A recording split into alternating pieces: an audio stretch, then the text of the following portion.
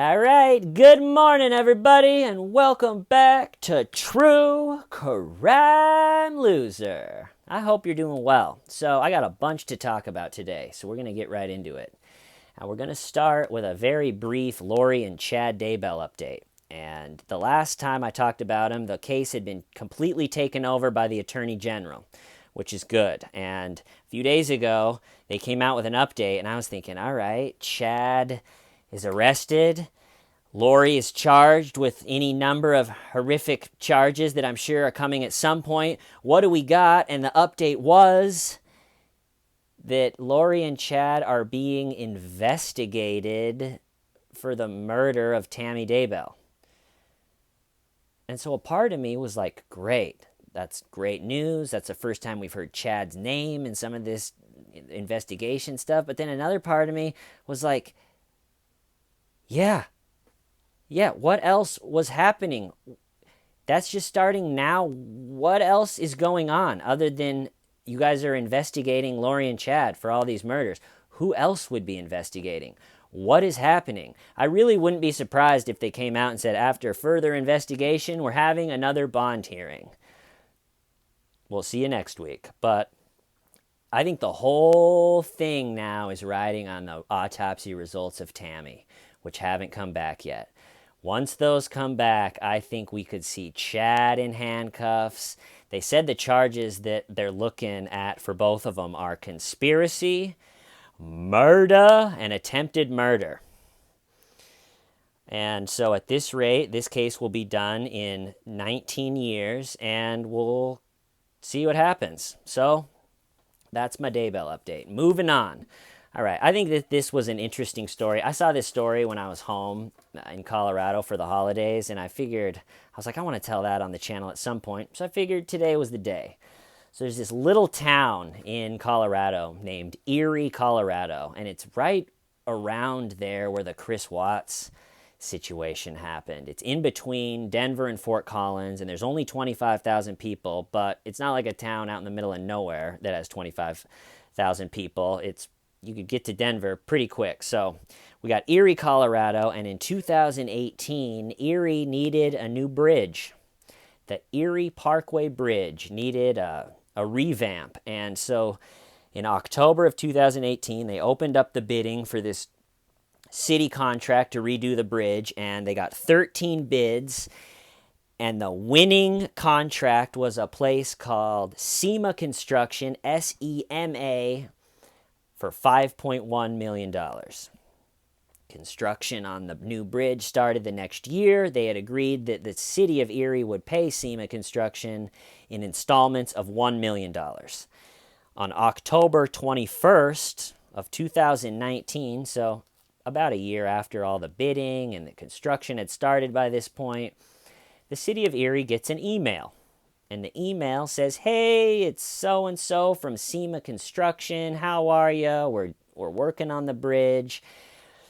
Question for you. We had put in a payment change request officially through your guys' system. We, instead of wanting the money by check, we would like it wired, the first installment of $1 million. We would like it wired to this account.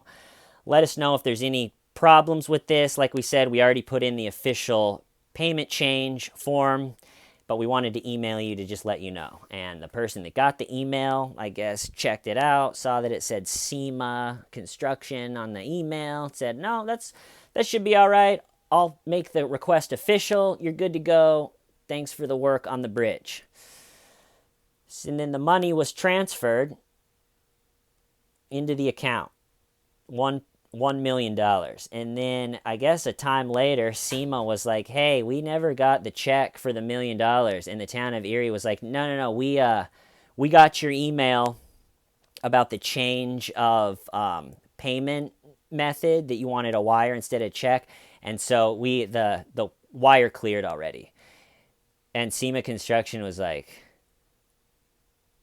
we didn't put in that request. And as you can imagine, the person that works for the town of Erie that answered that email, imagine how they were feeling. Like, what do you mean you didn't? And they're like, no, we haven't been paid yet. You still owe us $1 million. And they checked, and the money that was transferred in that account was immediately transferred out of the country, and it was gone. And you got to feel bad a little town like Erie gets scammed out of $1 million. But that was a pretty slick little idea, whoever that was. And they looked into all of the city employees, couldn't find any evidence of an inside job.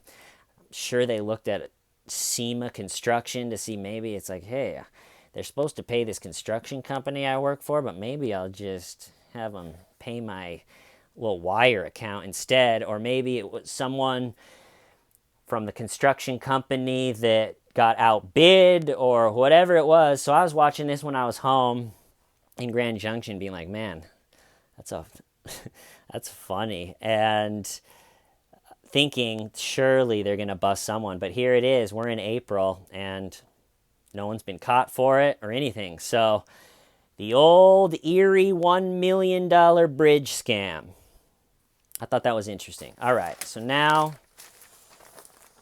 this weekend, I ended up making a coronavirus timeline. And why I ended up making this thing is here we are in April. I'm just, probably like most of you, just fascinated, just sitting back and watching this whole thing unfold. And I keep hearing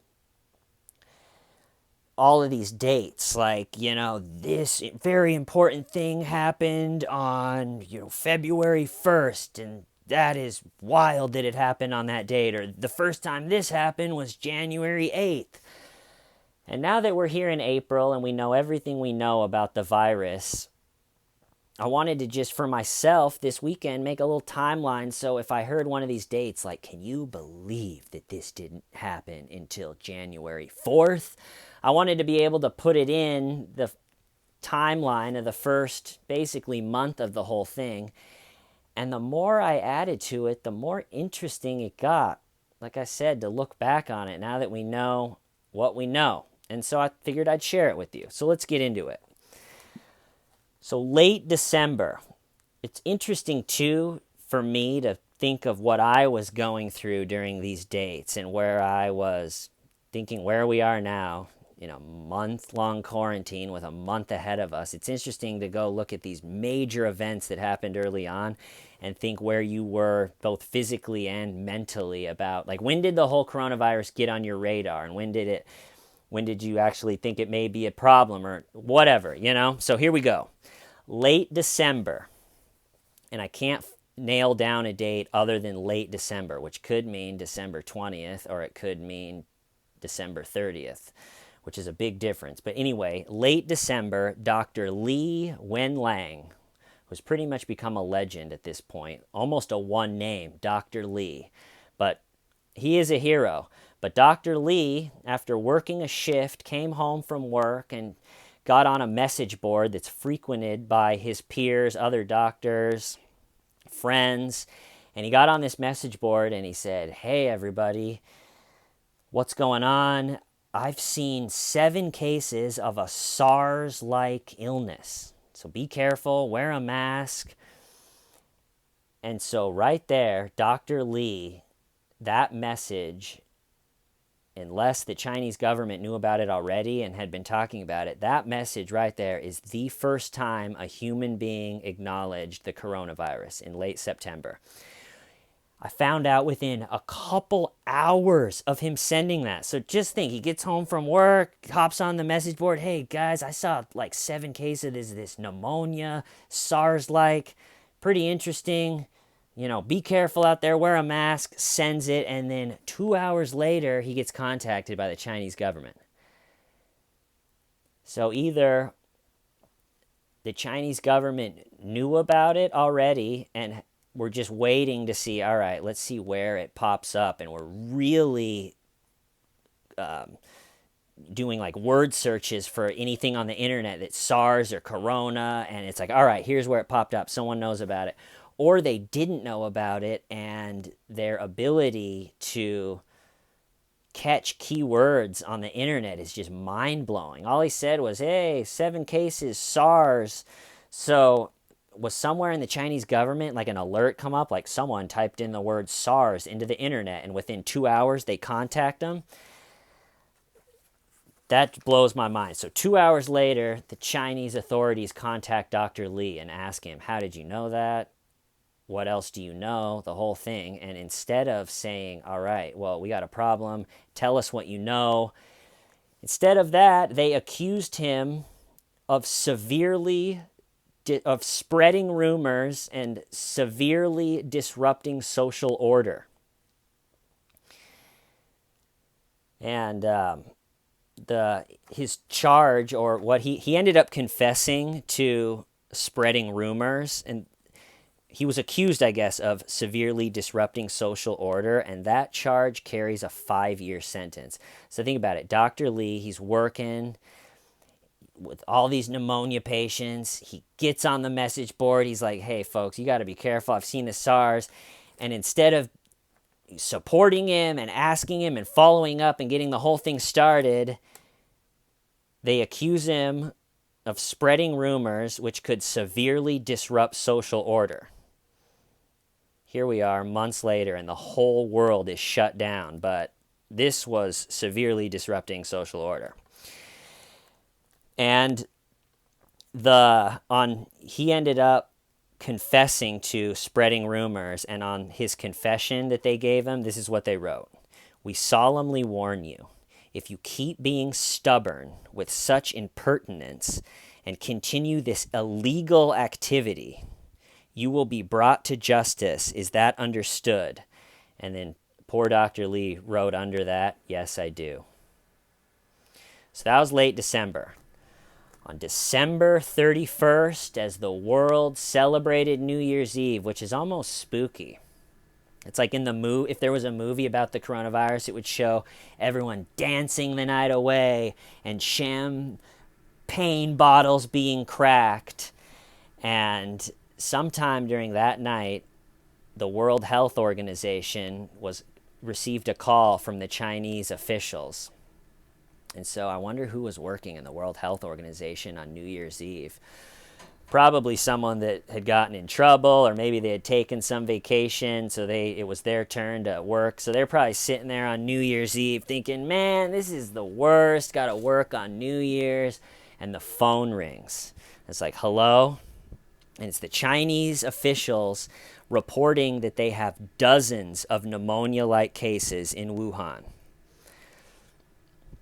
So, knowing what we know now, those were definitely all COVID cases. So by New Year's Eve in Wuhan, you have dozens of cases. The next day, the CDC identifies that food market as a possible center of the outbreak, going off the evidence of there was a ton of people that had been there that reported having it.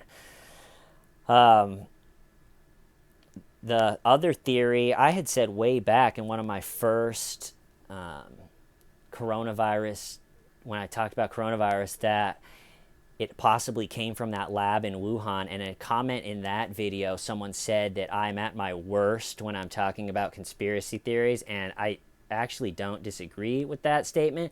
But you got to admit that whole came from that lab theory is gaining a lot of ground. And so January 1st, they identify the food market as a possible center. January 7th, China reports its first death, which if there were dozens of pneumonia cases on the 31st, and they have already said that there's a lot of deaths way early on in the beginning when everything's starting to happen, they said that there were a lot of deaths chalked up to severe pneumonia. So surely that wasn't the first death on January 7th. Then January 13th, the World Health Organization reports the first case in Thailand, first case known outside of China. And then we get to January 14th, which stands out, in my opinion, is a very important day in this whole thing. And in January 14th, a few things happened. One of them, a teleconference that Chinese officials had leaked. in this teleconference, one of the quotes is, "Clustered cases suggest human-to-human transmission is possible." On the same day, January 14th, the World Health Organization tweets, "Preliminary investigations conducted by the Chinese authorities have found no clear evidence of human-to-human transmission." Talk about missing big. I read an article The Atlantic put out, and they called that tweet by the World Health Organization catastrophically untrue. And to me, it's pretty obvious that regarding the World Health Organization, they're either a decent player that is unimaginably incompetent and has blown it incredibly hard right when we needed them, or, and I think this is much more plausible, they are totally greased and bought and paid for, and at this point are an arm of the Chinese government. Because at this point, I mean, they've said, on the 14th, they tweeted, it's not no human-to-human transmission. So either the Chinese government told you that, and you thought, all right, that must be true enough since the Chinese government is saying it must be true, so let's tweet it out. How are they the only ones knowing that the information China puts out is complete nonsense? But anyway, so the WHO tweets out, which is rough. And so that's the 14th. And for 6 long days, the coronavirus just had a planet Earth party. So that tweet goes out on the 14th, and until January 20th, this part in the movie would be like a montage of planes in fast motion, like pulling in the station, filling up and leaving, and planes taking off, and if there was already dozens of pneumonia cases on the 31st. This 2 weeks after that, on January 14th, the leaked teleconference of, I don't know, there's some clusters. I think it might be. The World Health Organization puts out that tweet, and for 6 long days, and they said that's a really high-traveled part of our time of the year because of the Lunar New Year. So it's just everybody's getting to their Lunar New Year destination. And surely Italy and New York at that point had it. And so January 16th, Japan reports its first case. And January 20th, South Korea reports its first case. As you can see, it's already out and everywhere. And then January 20th, 6 long days later, Chinese authorities admit it's human-to-human transmission is happening. They declare it an emergency. January 21st, U.S. reports its first case in Washington. January 22nd, airports start checking people from Wuhan, which if you look at the whole timeline, dozens of cases by New Year's Eve, just checking as people pour out of Wuhan into the airports. All we were doing was just like checking their temperature, like, oh, all right, you're good. And as we know, the amount of asymptomatic people for coronavirus is one of the really interesting things about the virus, just how many people don't have any symptoms. So to look at this timeline with like a little guy with a thermometer just touching people's heads as Wuhan evacuates all over the world, it gets this feeling of like, that was absurdly too late. So that brings us to January 22nd. And January 23rd, Wuhan finally goes into lockdown. Planes, trains, subways, everything is canceled. On the last, and I found out this story. I think this story is really interesting. So on January 23rd, they cut all, They cut all transportation. On the last high-speed train into Wuhan, which the last train to Wuhan almost sounds like a kung fu movie from the 90s. But on the last high-speed train into Wuhan, a man who's a lawyer who considers himself a citizen journalist named Chen Kuishi goes into Wuhan on the last train. And I mean, this guy has also already been chalked up as a hero, but so he goes in January 23rd and immediately starts posting YouTube videos of himself going to hospitals, talking to nurses, and they're getting tons of views. And he already the year before had gotten in trouble by the Chinese government for covering the Hong Kong protests. They canceled all of his social media and talked to him then. And so now here he is a year later in the just absolute epicenter of this pandemic. And so as early as he was there for 2 weeks before he disappeared. So he gets in January 23rd, and there's videos of him in his hotel room wearing a wife beater being like, the halls in the hospital are lined with beds. I talked to nurses. There's not enough face masks. There's not enough protective gear. There's not enough beds. There's not enough tests. We need more diagnose.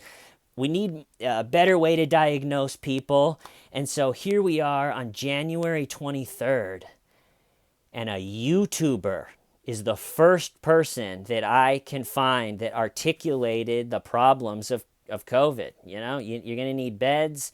You're going to need to figure out how to get testing under control. And it's so long until, all of that stuff actually gets going. And in that video where he's in his hotel room, he's saying, I'm scared. He's saying we need testing and there's not enough masks. And he's saying all the information that we need to know. And there's something just scary that a YouTuber, it wasn't a big professional journalist, a YouTuber was the first one to articulate it. And he's, in his hotel room being like, I'm terrified. I have the virus in front of me and I have the Chinese authorities behind me. I guess that after the Chinese authorities saw that he was in Wuhan and going to hospitals and stuff, they went to his parents' place in mainland China and were like, what is Chen doing? And his parents were like, we're so scared. We want him to come home as much as you do. We're sorry. And so, like I said, he's making these videos just in his hotel room being like, as long as I'm here in this city, I will report what my eyes see and my ears, or what my eyes see and my ears hear. And he starts crying. I mean, it really is a death wish. There's another journalist that disappeared along with Chen that hasn't been seen. And both of them knew, like Chen in videos was like, I'm scared, and he even said in one of the videos, he was like, at this point crying, going, motherfuckers, you think I'm scared of the Communist Party? Like really taunting them. I would be very surprised if we ever see old Chen again. But just nuts. And like I said, another journalist kind of doing the same thing he did during the same time also disappeared. So he took the last train in January 23rd, and by February 6th, he was gone. And his mom put out a heartbreaking video being like, hey, everybody, Chen went to cover a field hospital in Wuhan tonight around 8 p.m. and it's 2 p.m. or 2 a.m. and I haven't heard from him. Please, if anyone's in Wuhan, let me know. Just heartbreaking stuff. But you watch Chen, that video in his hotel room, calling out the Communist Party, being like, I'm not as scared of you. I'm not scared of death, calling them motherfuckers. And it's like, Chen, you really just have a death wish. And also, so moving on, also on January 23rd, the World Health Organization, which is just nuts. So remember, they said it on they said it on January 14th, which the Atlantic said was catastrophically untrue and just horrible on timing. By this point, the Chinese government has even admitted that human-to-human transmission is happening. And for some reason, on January 23rd, in a press conference that's still up on YouTube, you can go watch it, the World Health Organization said outbreak does not yet constitute a public health emergency of international concern. And there is, quote, no evidence of human-to-human transmission outside of China. And it's like, I think that we support the World Health Organization and whatever good that they are attempting to do during this whole thing, but just with the attitude of like, when this is over, we're going to either need a whole new organization or at least a personnel change, because my God. There's also a really interesting clip on YouTube where a Taiwanese reporter is talking to someone from the World Health Organization, and she's saying, hey, can Taiwan join the World Health Organization? We'd love to be a part of it. It is the World Health Organization. And the guy just sits there. I think he was actually pretending that the video was frozen. So she's asking him, hey, can Taiwan join? And he just sits there for a little bit, and it almost is like, oh, is it frozen? And then a dog barks behind him, and it's like, oh, okay. He's just pretending. And then she asks again, she goes, oh, did you, I don't think you heard my question, because you just sat there, and he goes, oh, no, sorry, I didn't hear it. And she goes, no, it's okay, I'll ask it again. Is it okay if Taiwan, and he interrupts her and goes, no, it's okay, I didn't hear the question, but let's move on to a different one. And she's like, what? No, I was wondering if Taiwan could be saying something like, I wonder if Taiwan could join the World Health Organization. And you see him just hang up on her, which is just crazy. And then she calls him back and she goes, I think you hung up on me. Is it okay if Taiwan joins? And he just goes, we've already talked about China. And it's like, man, crazy. All right, so January 23rd, World Health Organization came out and just gave everyone the exact wrong information again. And on January 24th, France gets its first case. I'm not going to say all the countries that got their first case. My point is just that by this point, it was way too late. January 25th, Canada reports its first case. Late January is as late as I can, or as much as I can dial it in. I don't know exactly what date, but late January, Dr. Lee, if you remember, the hero doctor that in late December warned his colleagues, hey, 7 SARS-like cases, and then they bullied him and scared him and charged him with spreading rumors and disrupting the social order. In late January, he posted a picture with himself attached to oxygen in a hospital bed with the caption, finally diagnosed. And imagine how he felt sitting there in the hospital bed with a ventilator taped to his head.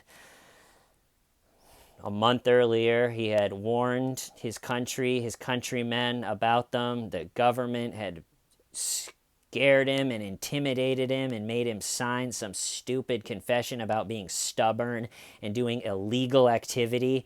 And you're sitting there as the last air in your lungs is taken by the virus. I can't imagine what he felt.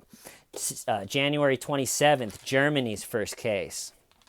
January 30th, the World Health Organization declares the outbreak a public health emergency. There you go. Thank you, World Health Organization.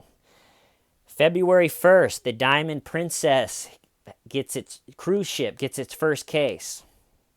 I've really been following the whole cruise ship section of the whole cruise ship section of the COVID situation. And I can't see cruise ship companies making it past this one. How long is it going to be before it's like, you know what, family? You know what I'm feeling? You know what we need after staying home, staying in quarantine? How about we go on a nice little cruise? maybe we should be in close quarters with 4,000 people and see how that works out. So, and there's a lot of lawsuits, I think, that are going to happen with cruise ship companies as well. I've heard one story where the staff of a cruise race concerned to the boss, like, hey, I don't know how safe it is. And the bosses of the cruise ship didn't want to scare the people that were cruising. Hey, we're cruising. Didn't want to scare everybody. So they were like, no, get out there and act like everything's okay. And there's footage of that staff that had said, like, hey, we don't want to go. We think we're going to get sick. All the other cruise ships are in these disaster where no countries want them. And the boss of the cruise ship is like, get out there and entertain the cruisers. So there's footage of them dancing. Like, all of those cruises have a song and a dance that they teach everyone throughout the week. So you could see them doing like, hey, we're going this way and we're going this way and we're all going to die. There's something horrifying about seeing that cruise staff just sitting there like doing a conga line, being like, well, this is it for us. So that was February 1st. February 7th, Dr. Lee dies from the COVID-19 virus. And just horribly sad. And his picture of sitting there in a mask, or in his hospital mask, that picture has turned into a symbol of free speech in China. The people of China were furious when he died. There's protests, there's uprising, people holding his picture saying, this is the importance of free speech. I think a lot of times people think free speech is to stop people from saying something mean or something, but this right here is why you have to have free speech, and have a huge weakness in an authoritarian communist party, because you can't have free speech.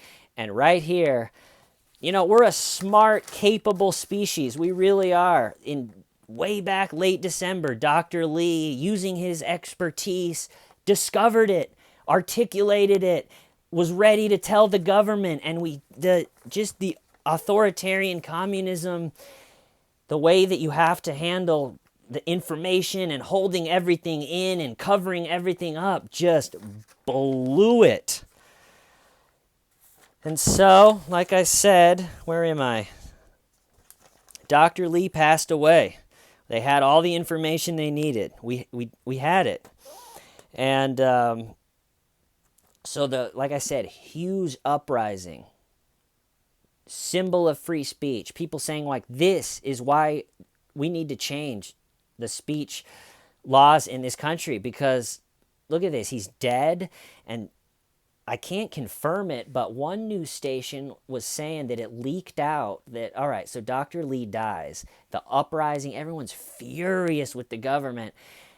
And there was talks of, because the uprising was so harsh, there was talks that the government talked about putting Dr. Lee back on life support and then putting out the news story that he actually wasn't dead, but just in critical condition. So, as we're squandering precious time, and as they're putting out total nonsense information that won't help anyone as it's coming to their country, what the Chinese government is doing is deciding whether they should put the doctor that initially discovered that we may have a problem, that they bullied and called stubborn. They're debating whether to put his dead body back on life support in order to slow down the uprising. I don't even know what to say. I'm just speechless with that one. All right, February 7th. Chinese really starts cranking out. They're just bogus numbers. February 24th, Italy, cases explode. And really, I guess after that, the rest is just history. And then it became up to all the other individual countries either to step up or to not. And last thing, I want to end this one with a story. And like I said, it was fun for me to kind of go through this timeline, being this far removed, and think about where I was, what I was thinking, what I thought about the virus at all as all of these major events were happening. And all right, so let me set this up. So something I wanted to do this year is do a series on my YouTube channel, pretty much like something like my take on a Louis Theroux documentary, where I go into a scene or a world with a good attitude and an open mind and experience it, and let people be themselves and then come back and report. So one I thought was going to see Apostle Dave Taylor's big thing in July in Florida, the Axe Michelle guy. I thought that would be a good one. It's 2020. What is a big event where a guy pretends to heal people by throwing walkers and chucking canes and spiking crutches and go to Florida, try to get an interview, go into his big revival thing, maybe get healed. So I thought that one would be a good episode. And another one is in 2019, in August of 2019, right before I went to Russia, a clip came out of the DSA convention, the Democratic Socialists of America convention. They had their big convention, and people filmed in it, and it came out and went viral, the clips from it, because it is pretty much a comedy act.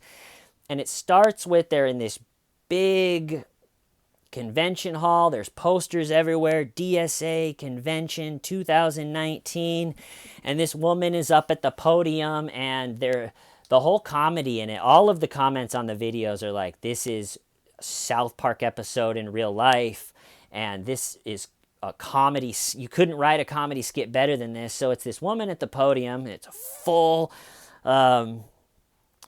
convention room, and they've set up that there's no clapping because it triggers people's anxiety. It's too loud. So they've asked everybody, instead of clapping, to go like this, which is just a hilarious. This is just a funny thing to see someone do. So throughout the footage, if someone says something where normally someone would be like, yeah, you just see, just random people in the audience go, yay. And so the whole comedy in it is this woman is up at the platform, and they're trying to vote on something. They're trying to vote on whether some delegates should be switched, or it's hard to know exactly what they're voting on. And right when they're about ready to get something done, they always get stopped. So, everything is very hyper fair. So they have microphones all over the audience. And if someone like the person at the front who's the speaker at the podium, anytime during their speech, it's totally okay for someone in the audience of this convention to go up and grab the microphone that's out there, one of many of them, and go and just interrupt them and go, point of privilege, point of privilege.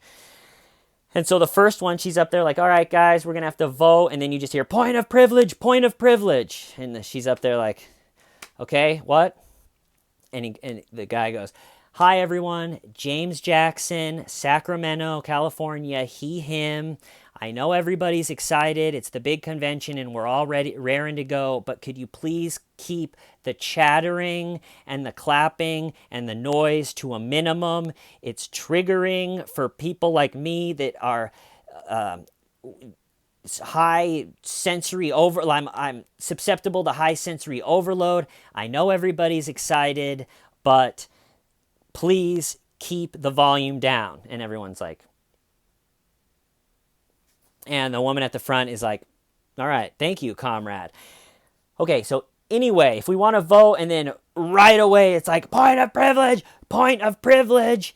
And so I guess the first point of privilege, James Jackson, he, him, from Sacramento, California, he had started his point of privilege by saying, guys, I know that we're all ready to go, but, the noise.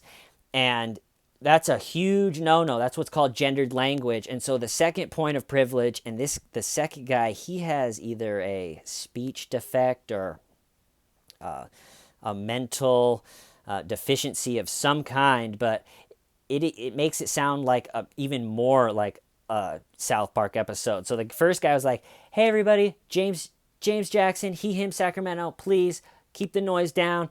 And then the second was like, "Point of privilege, point of privilege." So the woman at the front, by this point, she can't even get through a sentence. So she's like, "Yeah." And then he's like, "Do not address everybody with gendered language." And the woman at the front is like, "All right, thank you." And it keeps going on. And it's why it plays like a comedy act is right when they're about ready to get something done, there's always another point of privilege or a point of order or a point of information. And then they finally get the voting done, and someone has another point of order that she saw that the voting, that whoever was counting the votes missed votes. And I'll post it in the description. It is a clip for the books.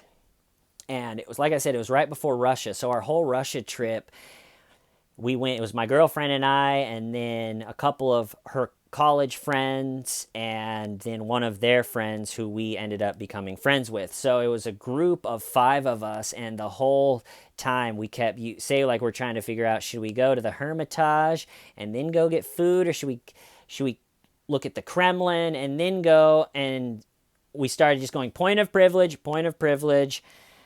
Let's go to the Kremlin first. Or even if you just had to go to the bathroom, like we'd be at a restaurant, I would go point of privilege, I need to use the restroom. So it kind of became a joke throughout the Russia trip.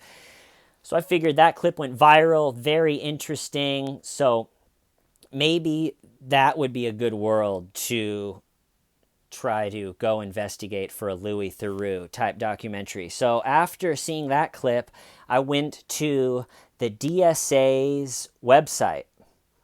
Well, actually, at first I went to their YouTube channel, and they do a radio show called Revolutions Per Minute that's recorded live in Brooklyn every Tuesday, and then then the next day they post it on their YouTube channel, and some of their YouTube videos get upwards of like 5 or 6 views. So I was checking out their YouTube, and during the radio show, they're always saying, "Yeah, come to an event, check out our calendar." So I was like, okay, that's kind of what I was looking for. So I checked out their calendar, and I decided, all right, I want to go to something. See if there's anything there. If it's a possible story for the series I want to do, or at the very least, I'll just tell the story of going to one of these events, which is what I'm doing now. So on January 22nd of this year, and if you plug that into the coronavirus timeline, the next day, Wuhan finally locked down. And that was that Chen, the lawyer, student, or citizen journalist, that was the day he took the last train to Wuhan. And so while he took the last train to Wuhan, I here in New York, well, I guess first, how I decided which one to go to is I went to their website, and there's a bunch of events that anyone can go to. And the one I chose was called Marx Was Right Forum, Lenin's Left-Wing Communism. And it says, Wednesday, 7 p.m., bi-weekly, January 22nd through March 4th, presenting Left-Wing Communism, an Infantile Disorder, Vladimir Lenin. Join us to discuss how socialists can connect with a broader working class and promote revolutionary perspectives. Location, Art House Astoria, blah, blah, blah. Please join Queen's Political Education for our first Marx Was Right Forum of 2020. For this series, we will be reading Lenin's Left-Wing Communism, an Infantile Disorder, written during the Russian Civil War. Lenin uses this work to refute leftist critics of the Bolshevik Party. Lenin criticizes both the Social Democrats in Germany as well as, quote, left-wing communists outside the Bolshevik Party who had alienated alienated themselves from the working class. Explore with comrades how a contemporary socialist movement should navigate questions of tactics, party affiliation, and how best to organize the working class. So I was like, all right, that's pretty good. So it's pretty much a communist book club. So while Chen, the citizen journalist, was taking the last train to Wuhan, I took 3 trains to Astoria, to the Art House Astoria Conservatory for Music and Art, bit of a clunky name, and communism, I guess. I took 3 trains to Astoria for Communist Book Club, and there was a lot of thoughts on the way out there, like, what am I doing?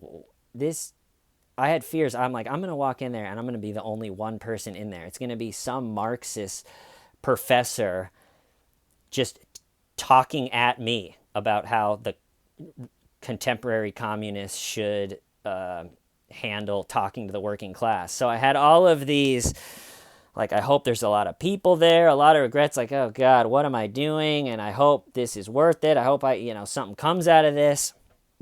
And I also wanted to be prepared, so I read, the book is on YouTube, the Left-Wing Communism, An Infantile Disorder by Vladimir Lenin, and so it was on YouTube. It's like a 4-hour audiobook, so I listened to the audiobook, so I did the reading, so I was prepared. And the book, the main theme of the book that Lenin was saying is, I think it started as a pamphlet and then was published into a small book years later, but Lenin was writing right as the communist revolution had won in Russia, which is considered a huge win in the communist world. That's evidence of a revolution happening and communism being put into practice. So that's a huge goal and win. So Lenin, right after that happened, is writing to European communists saying, all right, you can't take our model for revolution exactly because this is Russia and you're not in Russia, but there are a lot of things that you can do. You can learn from us. And so he's writing them out, and a big one, hold on, let me take a quick drink. A big one, and this is why it's called Left-Wing Communism, An Infantile Disorder. Pretty much the big theme that I got from it was Lenin was saying, all right, listen, people, if this thing is going to work, if this movement is going to be a movement, we need people.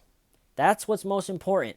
We need people to join us. They always say factory workers and the working class and people in cubicles, and we need these people to join us, and they're not going to by being smug. That's the infantile disorder. He's saying like young left-wing communists are being just smug and acting like they're better than everyone and walking around being like everybody's so stupid for not knowing what we know. And Lenin is like, no, that is a loser mindset. To walk around with a smug mindset of being like, yeah, is just not how you're going to get people. And so you could see this was the big first book that this Marx Was Right Forum, which is an organization that, like I said, teaches young people about Marx. You could see why they picked this one for the first book, because just like the European communists, I think the communists here in America are sitting here like, how do we get people? We need more people. A lot of these working class people that in our heads should surely be with us aren't. And so, like I said, a lot of the theme is like, hey, just be nice. If the person in the working class has maybe 1 or 2 political theories that you don't agree with, don't totally cast them out as being a moron and pretending that you're way better than them. We need to get people. We need to get people is the whole point of the book. So I read the book, and on the night of, like 2 or 3 different times, I was like, I'm not going to go. What am I doing? Why would I go to Communist Book Club? But I was like, you know what? I really want to do. I was a huge fan of Louis Theroux, and I really wanted to do something like that this year. So I was like, you know what? I'm just going to go. So I take, like I said, the 3 trains out to Astoria. And Astoria is a nightmare to get around if you don't know it, because it's like 33rd Avenue and 33rd Street and 33rd Boulevard and 33rd Way. And after going the wrong direction a few times, I finally am on the right street, and I get to the address, the Art House Astoria Conservatory for Music and Art. And I'm out front, just like, all right, well, and the door that it was telling me to go in, I couldn't find, and so I couldn't figure out how to get in, and already I'm 15 minutes late, and I call my girlfriend, and I'm like, hey, do you see if there's any directions on how to get in from on the website or something? I couldn't find it. She was like, yeah, I think you're at the right place, but it doesn't say. And I was like, all right, I'll just figure it out. So I go in, and I'm walking down the hall, and I'm like, oh God, what am I doing here? Please let me not be the only person here. And I'm walking down the hall, and I see a room with the door open maybe like 5 or 6 inches. And so I peek in, and there's like 5 or 6 people sitting around a table with papers. And so I kind of just gingerly knock on the door while I'm pushing it open. I poke my head in, and I said, Marx was right? And they look at me like, what? I was like, oh, sorry, and just closed the door and kept walking down the hall like, all right, well, I guess that wasn't it. And I get down to the end of the hall, and I turn, and I get down to the end of that hall, and I see a giant room with a big people sitting in a circle. And I'm like, all right, this has to be it. And as I get closer, they're very welcoming, very nice, which kind of plays into the whole thing. Like, if we're going to do this whole thing, we need people to join us and to not think we're smug assholes. And so it's like, hey, come on in. Are you here for the Marx was right? And I was like, yeah. And they're like, all right, sit down. And like I said, I was late. And so they said, well, we'll go around the circle real quick and do names. I was like, no problem. I'll learn as I go. Thank you. I really appreciate it.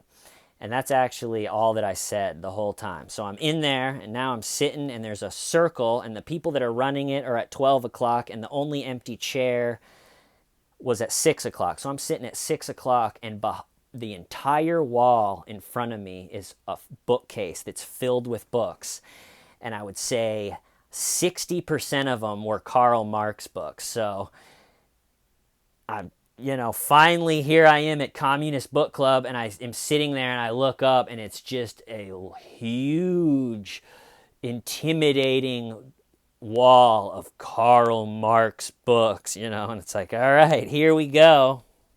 And it's pretty interesting. I enjoyed it. I'm glad I went. So how it was set up was there's 2 people that ran it, and so a guy started out by summarizing the first few chapters of the book, kind of going over the same thing I said, that I think we need to get people instead of just everyone hating us. And so they're talking, he goes over it, and then it's opened up where anybody can talk. And the same as the DSA clip, it's just hyper fair. So if you'd like to say something, you raise your hand, and this woman acknowledges you and then puts you in a list, and then it just goes in the list. And really only a few people did a bulk of the talking, but and for a few of them, you could tell this was their whole thing. Like, they were Lenin and Marx scholars, or that was their hobby. They just like to read Lenin and read Marx and then talk about it. So if you're a guy like that, this is the big night. It's an audience of undivided attention listening to you talk about communism. And some things I thought were interesting that I didn't know. I guess going in, I figured that socialism and I thought there was a difference between the two. I don't know if I knew exactly what it is, and I think a lot of people have different opinions, but at least for the people in this room, it's the exact same. Or maybe even a socialist is just a bit naive. I got the feeling they thought that, like, a socialist thought that the movement and the revolution could happen by playing the game in politics and, electing officials and doing it that way. And I got the feeling that then a full-blown communist is a socialist, but they are kind of past like that naive stage, and they know really the only way to do it is a bloody revolution. And I feel like there's a badge of pride once you get to that point. I felt like just the bloody revolution is happening, and they, at least one guy was convinced it was definitely happening in our lifetime. And he had said something that I thought was horrifying. He said that Lenin and Stalin had been severely caricatured throughout history. I was just like, whew, that's an opinion. And also another thing I noticed, and I don't even know what my brain was referencing for this, but I was looking around being there, and just the way the beards were cut and the way the style of glasses, I was sitting there like, damn, this feels pretty communist in here. And so they're teaching, the people running it are essentially, through this book, trying to teach young contemporary communists how to talk to working class people and how to get them to join the Communist Party. And the big ones that they taught us were to harp on were that your boss is screwing you, your landlord is screwing you. Oh yeah, they're both probably racist too. And that also, so really harp on those. Your boss, it's not fair. And then the last one is climate change. And it was interesting to hear because I think as a species we should be doing whatever we can do to be concerned about climate change, right? But what was interesting about this, and this is how I feel about the coronavirus too, I didn't feel any urgency on what should be done about climate change or any ideas, or why once we switched to the communist type of government here in the United States, why it would be. It just was known and considered a truth that as soon as the revolution happened, climate change would be over. And Brett Weinstein, the Jewish progressive guy that really came out on top of the Evergreen College disaster, I would vote for that guy for president.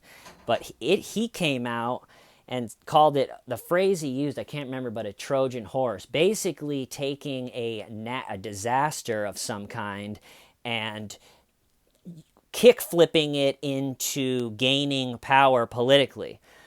So, and I think this is what they're basically talking about, is they're using climate change, because it's, the Trojan horse aspect of it is like, hey, are you for, equality? It's like, hell yeah. Are you for climate change being gone? Yeah. Is your boss a dick? You know what? He is kind of a dick. It's like, well, then you're with us. But you never hear like, yeah, unfortunately, there's no way we're going to be able to have free speech. That's a bummer. But hey, climate change will be solved immediately. So I thought that was interesting. There was one guy that you could tell went to every communist event that there was, and he probably raised his hand more than anything, but he had a real ramble problem. Like, he would start going, and you could tell they had addressed his ramble problem at other communist events, because he would start going, be like, and he'd be talking and be like, honestly, that reminds me of the unions in the 80s. And then the woman that wrote the list on who talks next would give him kind of a look like, Randy, you're rambling. And he would either give her a nod, like acknowledging, or he'd even at sometimes be like, okay, sorry, I'm almost done. And then hop back into like, yeah, so back in the 80s. And I'm trying to think, what else was a takeaway? Oh yeah, something really interesting, going back to how Lenin said that